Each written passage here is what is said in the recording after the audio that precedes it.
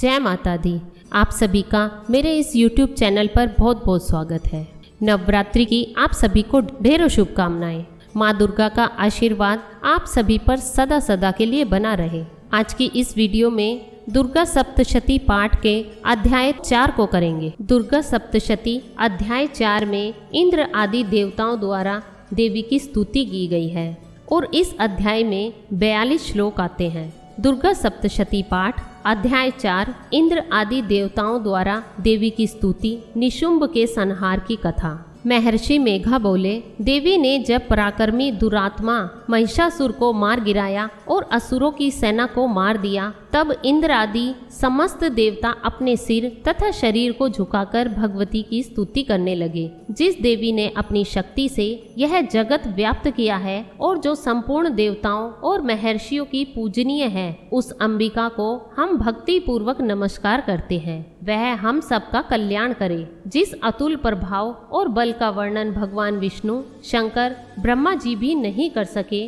वही चंडिका देवी इस संपूर्ण जगत का पालन करे और अशुभ भय का नाश करे। पुण्य आत्माओं के घरों में तुम स्वयं लक्ष्मी रूप में हो और पापियों के घरों में तुम अलक्ष्मी रूप में हो और सतकुल में उत्पन्न होने वालों के लिए तुम लज्जा रूप में होकर उनके घरों में निवास करती हो। हम दुर्गा भगवती को नमस्कार करते हैं। हे देवी, इस विश्व का पालन करो। हे देवी, हम तुम्हारे अचिंत्य रूप का किस प्रकार वर्णन करें। असुरों का नाश करने वाली भारी पराक्रम और समस्त देवताओं और दैत्यों के विषय में जो तुम्हारे पवित्र चरित्र हैं, उनका हम किस प्रकार वर्णन करें। हे देवी, त्रिगुणात्मिका होने पर भी तुम संपूर्ण जगत की उत्पत्ति का कारण हो। हे देवी, भगवान विष्णु, शंकर आदि किसी भी देवता ने तुम्हारा पार नहीं पाया। तुम सबकी आश्रय हो। यह संपूर्ण जगत तुम्हारा ही अंश रूप है, क्योंकि तुम सबकी आदिभूत प्रकृति हो।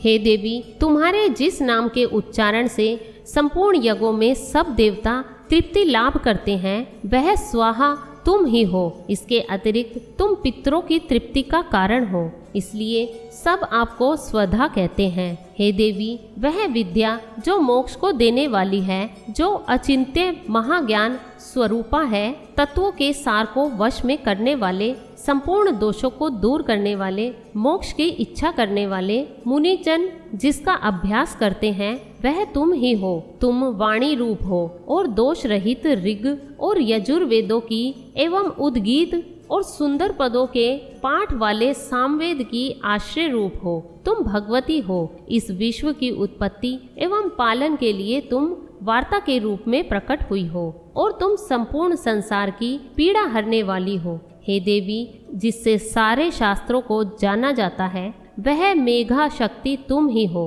और दुर्गम भव सागर को पार करने वाली नौका भी तुम ही हो। लक्ष्मी रूप से विष्णु भगवान के हृदय में निवास करने वाली और भगवान महादेव द्वारा सम्मानित गौरी देवी तुम ही हो। मंद मुस्कान वाले निर्मल पूर्ण चंद बिंब के समान और उत्तम सुवर्ण की मनोहर कांति से कमनीय तुम्हारे मुख को देखकर भी महिषासुर क्रोध से भर गया। वह बड़े आश्चर्य की बात है। और हे देवी, तुम्हारा यही मुख जब क्रोध से भर गया तो उदय काल के चंद्रमा की भांति लाल हो गया और तनी हुई भौहों के कारण विकराल रूप हो गया। उसे देखकर भी महिषासुर के शीघ्र प्राण नहीं निकल गए। यह बड़े आश्चर्य की बात है। आपके कुपित मुख के दर्शन करके भला कौन जीवित रह सकता है। हे देवी, तुम हमारे कल्याण के लिए प्रसन्न हो। आपके प्रसन्न होने से इस जगत का अभ्युदय होता है और जब आप क्रुद्ध हो जाती हैं तो कितने ही कुलों का सर्वनाश हो जाता है। यह हमने अभी अभी जाना कि जब तुमने महिषासुर की बहुत बड़ी सेना को देखते देखते मार दिया है।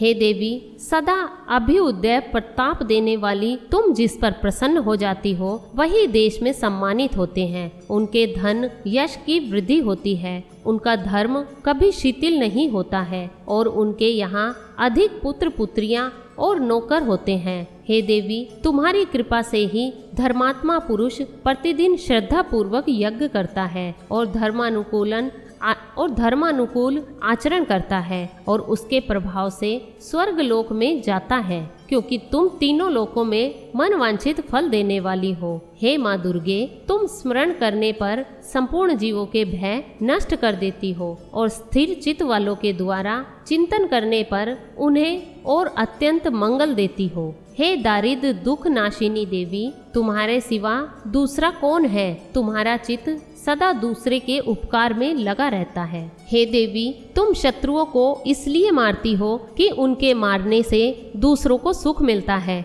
वह चाहे नरक में जाने के लिए चिरकाल तक पाप करते रहे हो, किंतु तुम्हारे साथ युद्ध करके सीधे स्वर्ग को जाएं, इसलिए तुम उनका वध करती हो। हे देवी, क्या तुम दृष्टिपात मात्र से समस्त असुरों को भस्म नहीं कर सकती? अवश्य ही कर सकती हो, किंतु तुम्हारा शत्रुओं को शस्त्रों के द्वारा मारना इसलिए है कि शस्त्रों के द्वारा मरकर वे स्वर्ग को जावें। इस तरह से हे देवी, उन शत्रुओं के प्रति भी तुम्हारा विचार उत्तम है। हे देवी, तुम्हारे उग्र खड़क की चमक से और त्रिशूल की नोक की कांति की किरणों से असुरों की आंखें फूट नहीं गई। उसका कारण यह था कि वे किरणों से शोभायमान तुम्हारे चंद्रमा के समान आनंद प्रदान करने वाले सुंदर मुख को देख रहे थे। हे देवी, तुम्हारा शील बुरे वृतांत को दूर करने वाला है और सबसे अधिक तुम्हारा रूप है, जो न तो कभी चिंतन में आ सकता है और न ही जिसकी दूसरों से कभी तुलना ही हो सकती है। तुम्हारा बल व पराक्रम शत्रुओं का नाश करने वाला है। इस तरह तुमने शत्रुओं पर भी दया प्रकट की है। हे देवी, तुम्हारे बल की किसके साथ बराबरी की जा सकती है और शत्रुओं को भय देने वाला इतना सुंदर रूप भी और किसका है?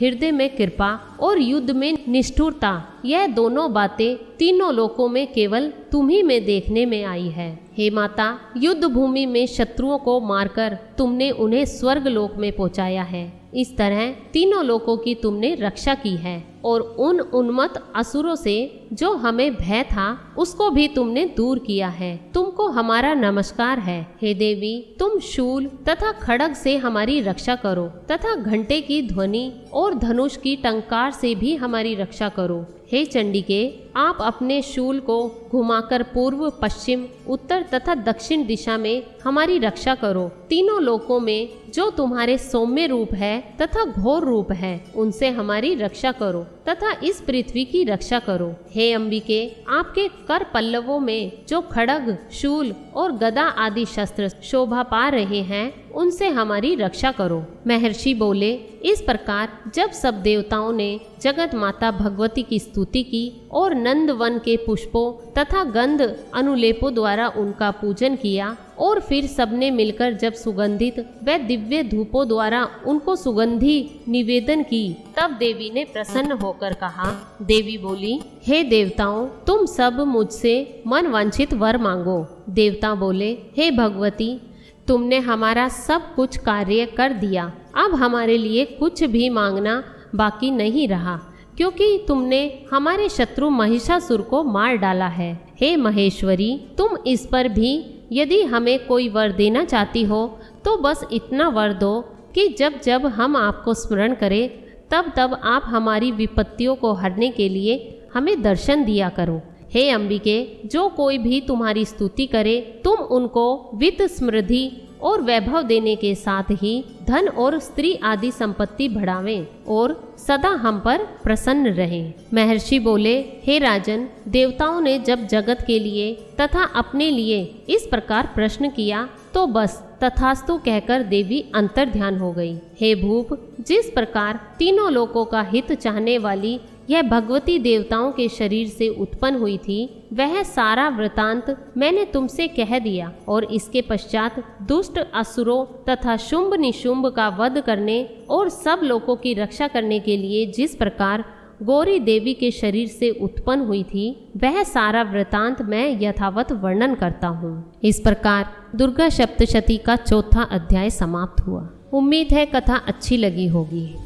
जाते जाते please like, share and subscribe कीजिए। जय माता दी।